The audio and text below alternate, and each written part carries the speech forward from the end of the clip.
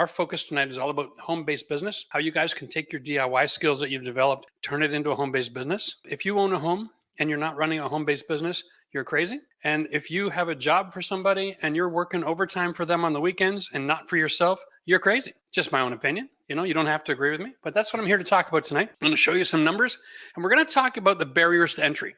We're going to talk about specifically how to overcome all of that. Oh, I don't have any business skills. I never went to college, or I'm not familiar with all the ins and outs of running a business. Where do I go? And we're going to deal with all of that in this show. Okay. So strap in. This is going to be great. If you want to do something, but you're feeling restricted or restraining yourself because of fear or you don't have the knowledge or you don't have the skills, we're going to deal with all that tonight so that we can empower you to go out there, get in the marketplace and make a ton of money. The average homeowner, which is who I'm talking to tonight. Okay. Now, if you don't own a home, all this information is still relevant. You can get into the marketplace. But the average homeowner makes about $70,000 a year to afford a house worth $300,000. Okay, that means you're making $6,000 a month, $4,500 net, and your mortgage is around $1,600. I'm going to go quick through this because it's just a quick recap. And you have a list of expenses. Let's check this out. We got your mortgage, your insurance, your car, your phone, your internet, your utilities. Those are the basic expenses that you pay for after tax dollars. So here's how this works. As a business, if you were to work one day a month and you just set up a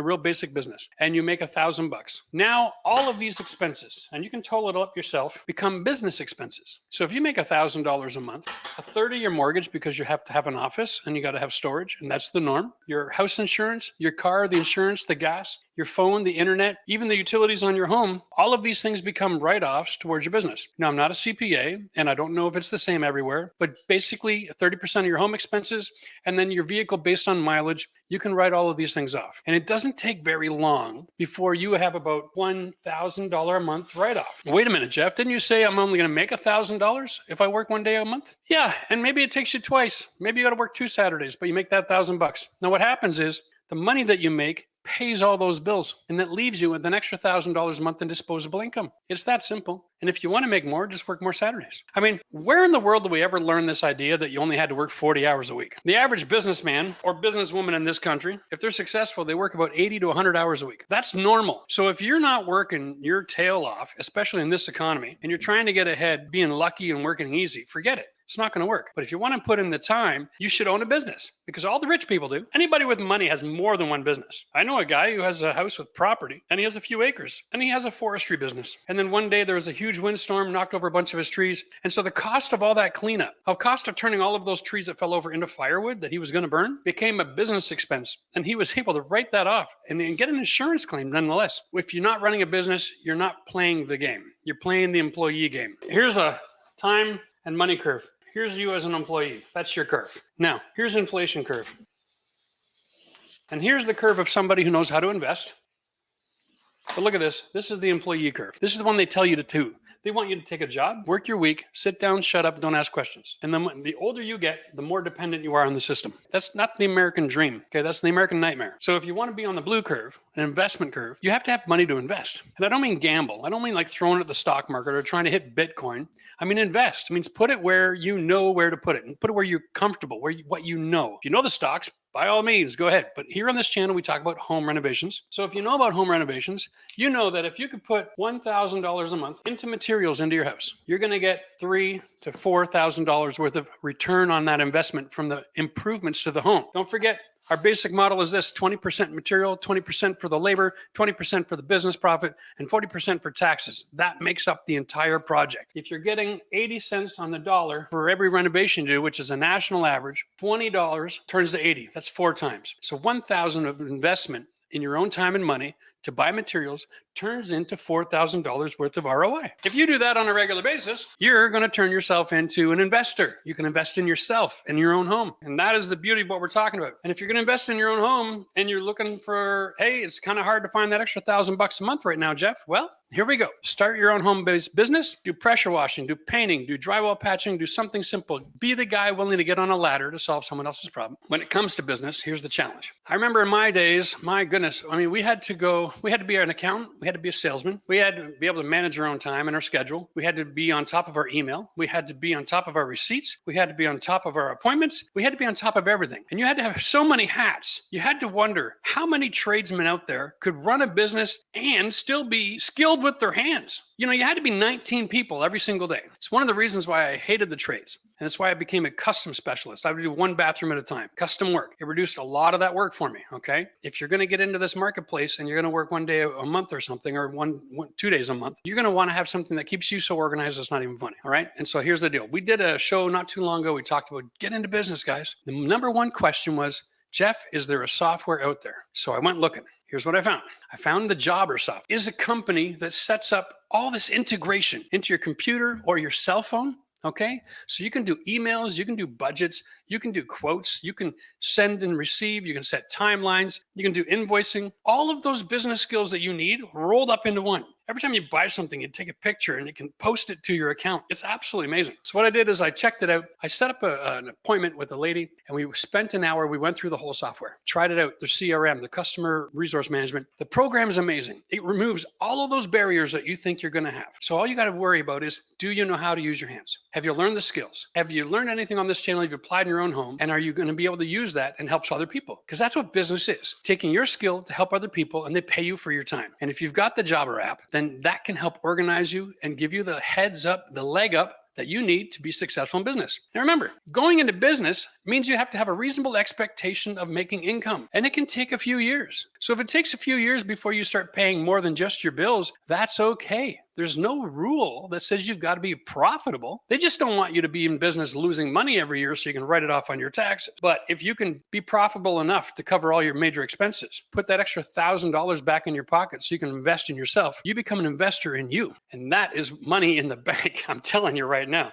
But I just want to be real honest here, because like when I was in the trades, if I had something like this, there's a really good chance I never would have got into YouTube, because I was getting frustrated in the trades with the amount of time, the amount of energy, and the lack of being able to invest in myself. Y'all were there. I was renovating my farmhouse. I was, 48 before I could actually finally do that? I was just making a living. Those are back in the days when there was too many tradesmen. Now there's none. People can't get things done. There's so much room for you to get into the job and start your own small business. Take the skills you've learned and be successful. Now listen, we talked to Jobber. We got this set up. They're going to give you 14 days, okay, absolutely free. Just a trial. You can play with it. You can get familiar with it. And if at the end of those 14 days, if you're happy with it and you want to join Jobber, then you can get our discount. They're going to give you 20% off for the first 6 months. And they're just going to help our community out with getting that established. And as you're getting established, and if you're a member and you're like, you got questions, you're not sure about how to run a business, like I said, I'm not an accountant or a CPA, but I've done a lot of that stuff. You can hit me up in the comment section and we'll do our best to help you guys out. At the end of the day, our channel is all about seeing you guys successful, whether it's your own home or in your own business. I want to just help you out. So let's get on to some questions. Joshua Newman, how to find customers to start. Once you've picked your skill that you're going to work with, and you should try to limit it, all right? Don't be like a jack of all trades. Be a handyman, because handyman in almost every state and jurisdiction in North America is perfectly legal. Check your local codes, because there are limitations. Some places it's 500, some places it's 1,000 or 5,000 a month. It all depends, okay? But you've got to make sure you comply. You don't ever want to go outside of the rules, because you can get really penalized for that. But if you want to find customers, it's as simple as advertising your services on social media, buying a couple of lawn signs and sticking it in the neighborhood where you would like to work. You'd be surprised. You could spend $50 on a couple of lawn signs, stick it at the entrance to like one of these gated communities or one of these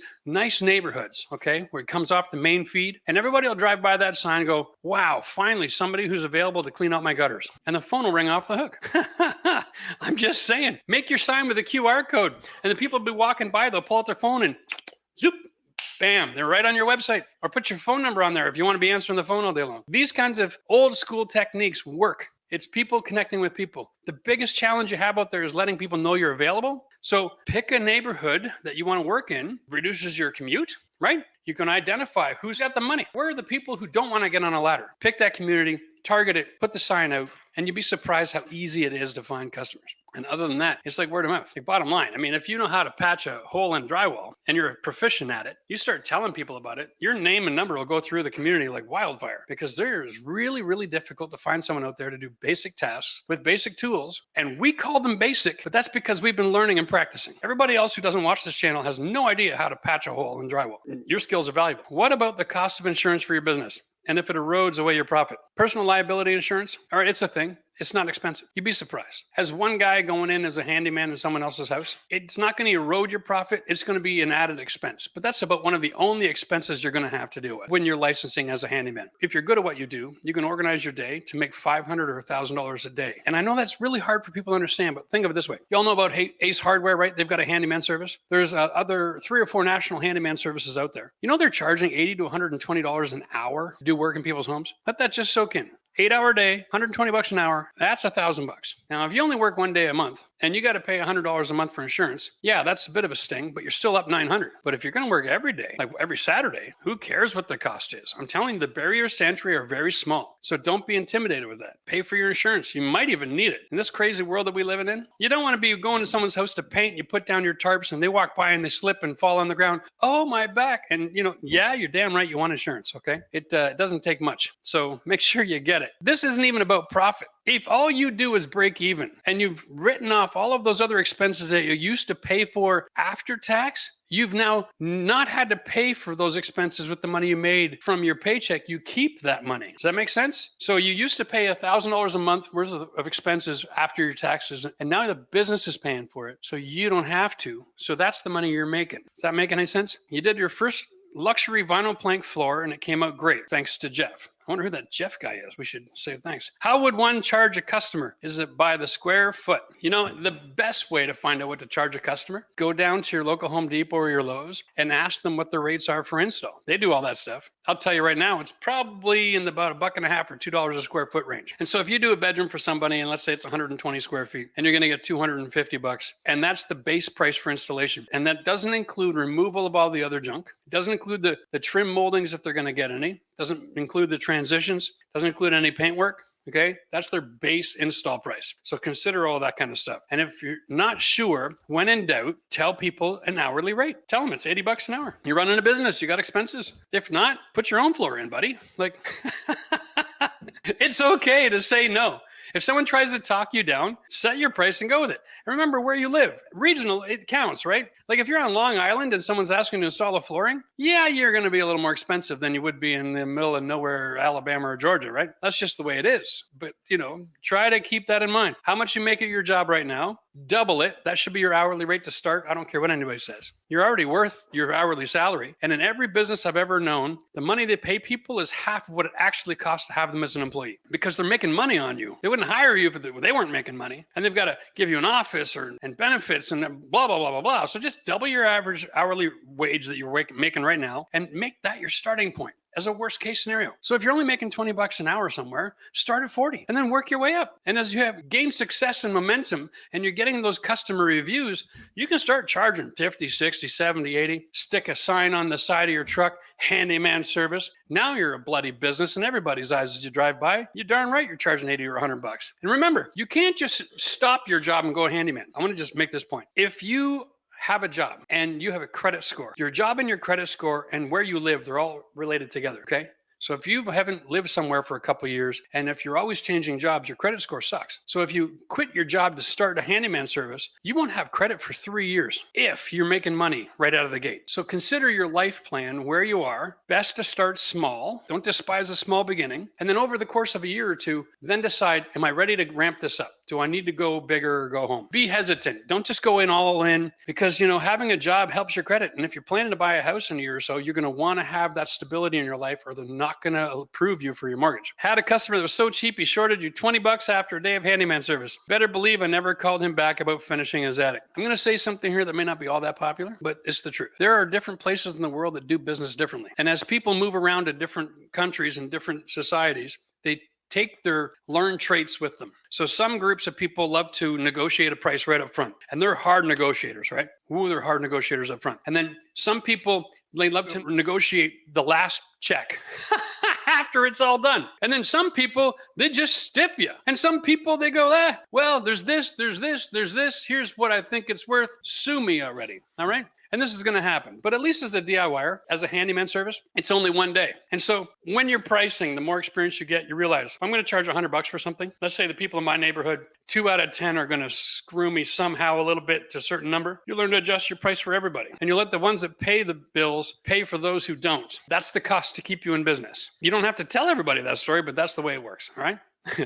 So cheap customers are out there. You're going to get them. And the more experience you have, the more you'll smell them. You just sniff them out right away. You'll be in there having a quick call and they'll ask a question. Be like, ding, spidey sense, stomach goes off, whatever. All right. The hair stands up on the back of your neck. And you're like, I think maybe I'm not interested in this project after all. And you just say, thank you for your time, and off you go. You got to cherry pick a little bit. Not every cherry tastes as sweet as it looks. Let me tell you, I haven't got a contractor permit yet, but does a permit have an expiration for, say, completing a basement in general? Yeah, my experience, it's 1 year. And if you're going to go over the year, then they want to just bill you for an administrative fee, like 75, maybe $100. So don't worry about it. Same with electrical. Same with anything else. They have a nominal fee to provide the services to provide enforcement and inspection. And if you're going to go over that, then they have administrative fees, so they want to charge you a little bit more. But it's not going to be a big deal. So like, if you're going to run late, what's $100? It buys you another whole year. Don't kill yourself trying to get it done on time. It's like, don't be that old guy shoveling the snow when it's 3 degrees outside. And like the snowplow comes by and plows him in. And he's just hell-bent to get rid of the snow and dies right there doing it. Don't be that guy, right?